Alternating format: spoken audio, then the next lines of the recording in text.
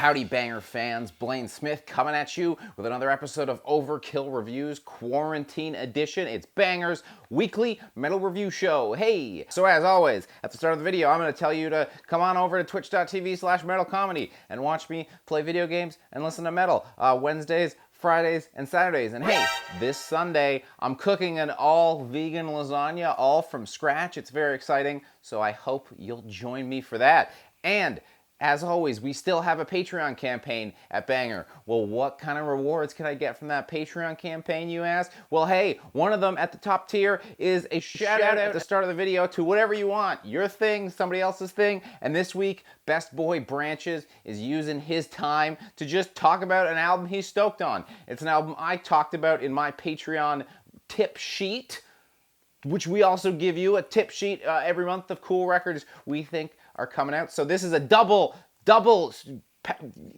listen to this. Two people have told you to now. So Branches is shouting out Faceless Burial, Speciation. It's an Australian death metal album. It came out August 7th. It's super cool. We both really like it. There'll be a link down below with all the other links for you to go check that out on Bandcamp. So, hey, that's most of the housekeeping besides YouTube housekeeping. The commenting, liking, subscribing, you know, you've watched a YouTube video before, I'm sure, and you've heard us all say this because we are buskers, essentially. YouTubing is busking. We have to ask you to put change in our guitar case, so please do. But hey, music. Yes, we weekly review music on here. We don't weekly just talk about please give us monies.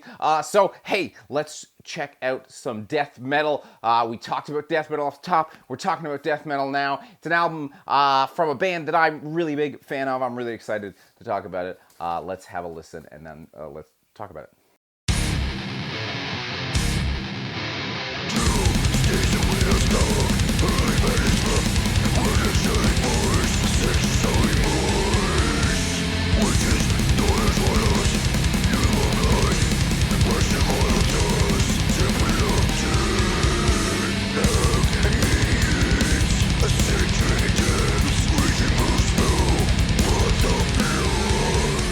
Yes, one of the founding fathers of death metal is once again releasing a new album. It's Incantation. They've got Sect of Vile Divinities coming out today on Relapse Records. Let's get into it. You probably already know who Incantation is. I've already told you who Incantation is before, but we will still do the bio because, hey, you might not, and that's okay too.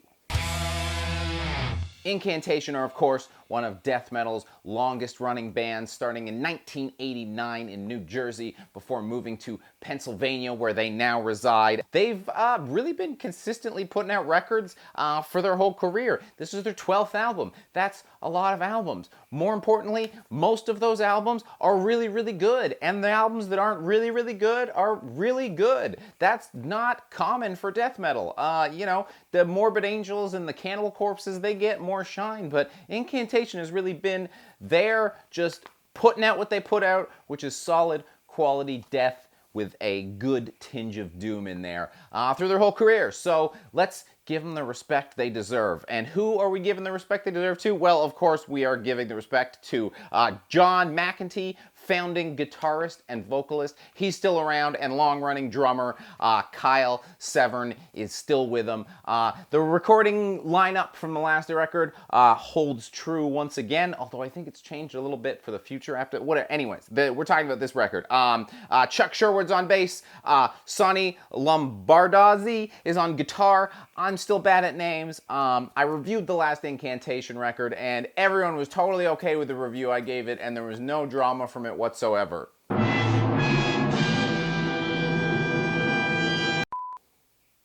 How do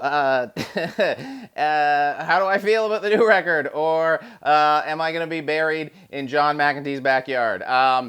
Let's just get to the review and find out. So I press play on the record, and oh, thank God, I'm already pretty sure I'm gonna like this more than Profane Nexus because it has a punch off the get-go that was lacking from the whole album previously. In fact, Ritual Impurity starts very similar to Opener on Vanquished and Vengeance Invoked Infinity, which is a great sign because that's a really great record. The song ends as well, just as it starts, so hey, maybe that's a foreshadowing that the album's going to end as well as it starts. The end of this song is really cool. It's got an awesome solo, totally wacky solo time. But what impressed me as much as the solo was the way the rhythm guitar and the drums totally dictated the pace of the solo, and you could really kind of like feel the solo reacting to them. Normally, you know, that happens, but those parts kind of take a back seat so the solo can solo. Hey, is that where they got solo from? But you know, it doesn't overshadow the solo. It's just cool to see and a nice reminder that this is a band with 30 years of experience that can really craft and have an attention to detail that maybe, you know, some of those younger bucks lack. There's not much doom on this track though. Where's the doom? Oh, the doom's on the next track. Propitiation, track 2. It's got a full sounding riff at its core. It's got a cool little melody that pops up twice that I look forward to hearing every time. I'm like, ooh, I can't wait for that to come up. Sick. Oh, we get like a minute again. Sick. You know, hey, 2 good songs off the top, getting us excited. Nice whetting the appetite. Some aperitifs to, you know, give us the energy to really want to tear in and listen to the rest of this album. From there, the middle, starting to think, okay, some good tracks here. But where's kind of the socks getting blown off? And then track 7 starts, and yay, hey, this is the song I was waiting for. You know, normally bands put that earlier on, so it made me a little nervous. But hey, you know, Incantation isn't one trying to sell you an album with a cheap trick. They'll force you to listen through the whole thing. And track 7 is where things really kicked up a notch for me, and I was really excited, and I went, oh, what's this track called? And the track was called Chant of Formless Dread, and it's such a perfect song title. It describes the song to a T. It's got this dissonant melody. It's really chaotic. It's got awesome lyrics like forth pouring chaos, summoned emanation, and you go, damn, that's exactly what this song sounds like. That's exactly what they should be saying over this song. And again, it's one of those complete package moments where it really makes you appreciate a song more because you go, hey, I'm not even having to bother to describe it myself. They've perfectly described it themselves. They wrote the song that they should. Yes. So yes, it turns out that track was the herald for the ass end of this album, which is all real sweet. If it's an ass, it's a sexy ass of whatever type you're into. Scribes the Stygian is a real crawl of a track. You get some nice funerally deathy doom towards the end of this, and Incantation, as always, separates themselves from the kind of other death metal forebearers out of America by being able to do death crazy fast, but also doom slow, as well as each other, interchangeably well. And that death fast you do get in Fury's Manifesto, a 2-minute B12 shot in the arm to help you get you over the finish line of the album. Because hey, sometimes albums can drag a little towards the end. Not the case here. Because album closer, Siege Hive, is a real big crescendo-y type thing. You kind of, normally a lot of times with Incantation, you get like a 10, 15, 20, 25 minute big kind of slow, buildy album closer. This, they just made a lot of racket for 6 minutes. That really sounds great, and it's good to have both. I like when they do it either way. So yeah, last time a big complaint was that the album was really muddy and I couldn't make things out necessarily great, and it was too murky production-wise. And if you've heard some of the singles, you might be thinking, oh my god, did he complain about that, but is about to complain on this record about the production being too clean? Oh, you bet he is. What an asshole.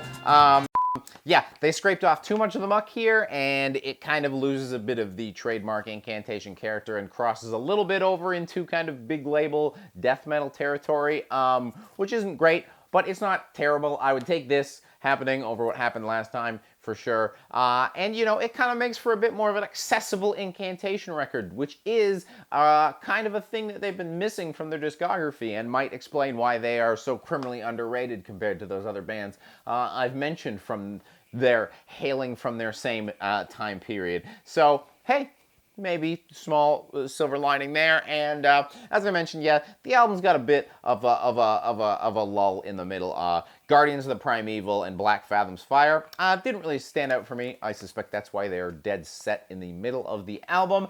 But, you know, hey, could be worse. So I rewatched my Profane Nexus review, and besides noticing that, wow, I spoke a lot slower, I have turned into a complete maniac. I also said I wouldn't really have a reason to ever listen to Profane Nexus over any other Incantation album, so that's kind of the main reason I wasn't excited about it. This album, I think there is a reason to listen to it. I think it's actually a great record to get someone into Incantation with, especially if they're younger, the same way Vanquish and Vengeance did for, you know, a decade ago's early 20s. This is a great record to play for the kids coming up these days to go, hey, this is a band that still puts out great records, and if you like this record, oh boy, I've got good news for you. There's like 6 other records that are totally absolute classics, so, you know, dig in, get there, and, you know, at the very least, I'm coming back for Chant of Formless Dread and Siege Hive every once in a while. You know, sometimes it's nice to have things a little cleaner, a little more digestible, and so I'm more than happy, to give this 4 out of 5 skulls that are slightly older than the skulls from Profane Nexus review. Yes! Woo! That's nice. I'm stoked. I really like this band a lot, so I'm happy that I have another good record by them. And yeah, like I said, you know, play it for people. Get into it. Get into it. Hey, you know what else you should get into? These 2 other records. Shout-outs time. Look at that segue. Boom! So I got 2 records for you. Neither are death metal. Neither are really like Incantation at all. But hey, we had the death metal off the top, and these months are slow. There's a quarantine going on, so people are putting out less records. So first we have Expander, Neuropunk Booster Gang on Profound Lore. Crazy wicked cover. Really kind of crazy insides. Just, you know, good thrash to close out the summer with. So definitely give that one a check. And we've got some kind of speedy thrash coming up as well with Tyranno, March of Death on Held Prod Records. It comes out in a week, so it's not this week, but, you know, hey, like I said, the pickings are getting slim, so when you want me to give you sweet, juicy nuggets, they've got to be spaced out a little bit. Take it or leave it.